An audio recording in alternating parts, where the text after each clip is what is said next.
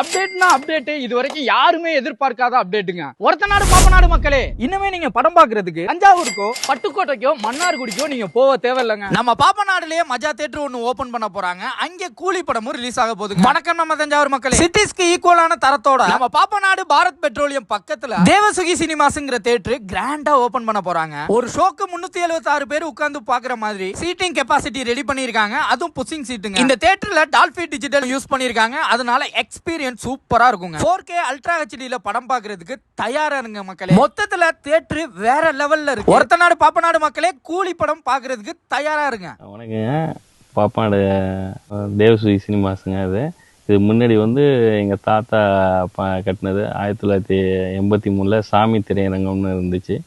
திரும்பி மக்கள்லாம் கொஞ்சம் சிரமப்பட்டு போயிட்டு இருந்தாங்க. இங்கே பட்டுக்கோட்டைக்கும் தஞ்சாவூர் மன்னார்குடி படம் பார்க்க போயிட்டு இருந்தாங்க.